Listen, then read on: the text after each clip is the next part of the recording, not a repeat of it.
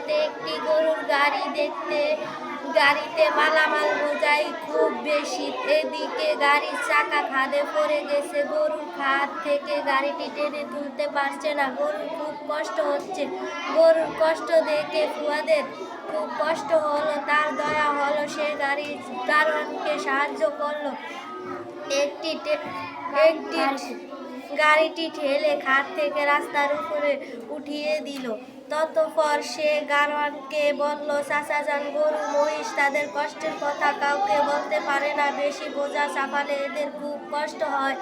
আল্লাহ অসন্তুষ্ট হন, গুনাহ হয়। গাড়োয়ান ফুয়াদের ব্যবহার খুব খুশি হলো। সে ফুয়াদের জন্য আল্লাহর কাছে দোয়া করলো। আমাদের মহানবী সাল্লাল্লাহু আলাইহি সাল্লাম সৃষ্টির সেবার মিত্র প্রতীক ছিলেন।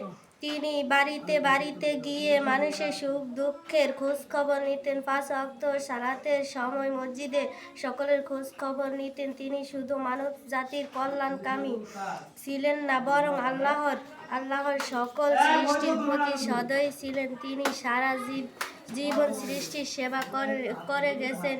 জন্য আল্লাহ রব্বুল আলামিন তাকে রহমতুল লিল আলামিন বা সমগ্র বিশ্বের রহমত স্বরূপ উপাধিতে বিভূষিত